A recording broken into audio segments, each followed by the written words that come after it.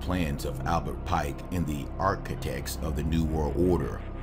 In the 19th century, Albert Pike established a framework for bringing about the One World Order. Based on a vision revealed to him, Albert Pike wrote a blueprint of events that would play themselves out in the 20th century, with even more of these events yet to come. It is this blueprint which we believe unseen leaders are following today, knowingly or not, to engineer the planned Third and Final World War.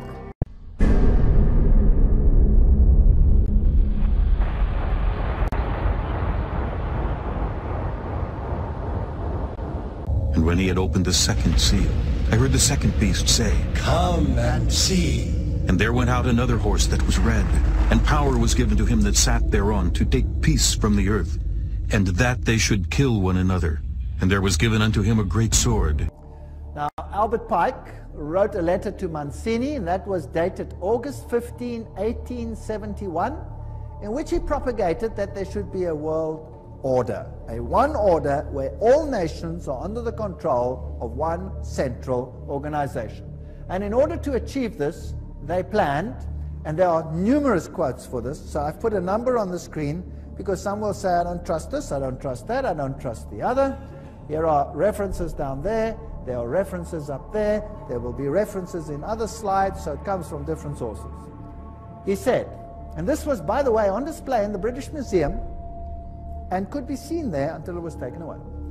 The First World War, to overthrow the power of the Tsars in Russia, protector of orthodoxy, and bring about an atheistic communistic state. Did that happen?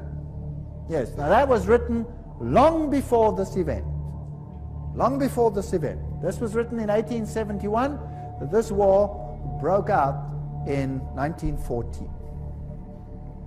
The Second World War, that's also written long before the event, to originate between Great Britain and Germany, to strengthen communism as antithesis to the Judeo-Christian culture, and bring about a Zionist state in Israel. Did it achieve this objective? Yes. In fact, after this war, Israel, in its present form, was reinstated under the protection of Britain. And then, interestingly enough, a Third World War, a Middle Eastern war involving Judaism and Islam, and spreading internationally. That's fascinating. Is that on the cards, or what do you think?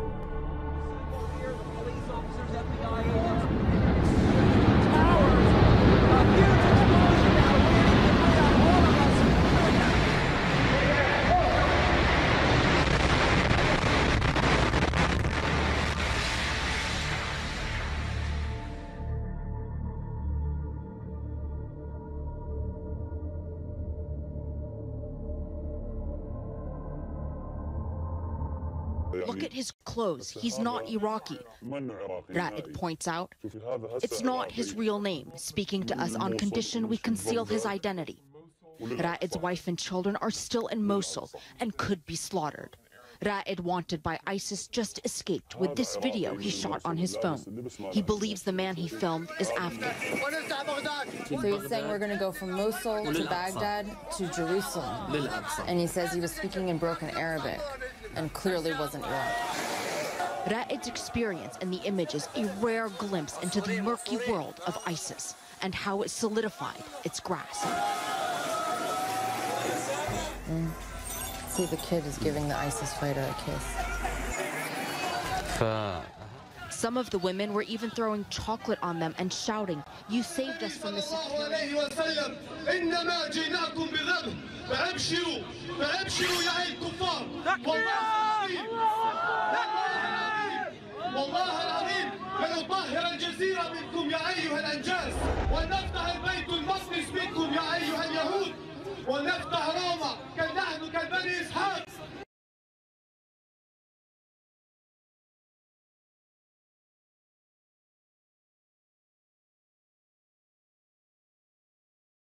And ye shall hear of wars, and rumours of wars.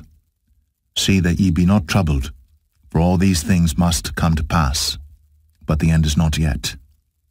For nation shall rise against nation, and kingdom against kingdom, and there shall be famines, and pestilences, and earthquakes in divers places.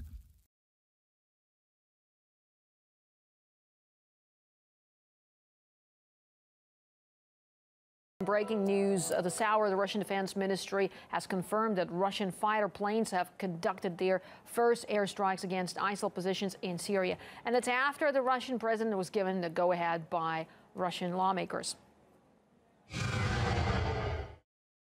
The only way to combat terrorism in Syria and in neighboring countries is to act preventatively, to destroy the terrorists on the territories that they've already captured.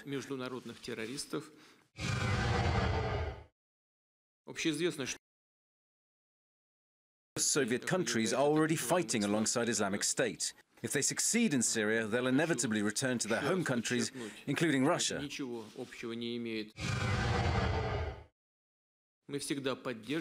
Russia has always supported and still supports the fight against terrorism. But we are sure that this fight should be conducted according to international law. Now, the Pentagon has confirmed that the Russian military notified the U.S. it was starting its air operation. Our Lisa Phelan is in the Syrian capital, Damascus.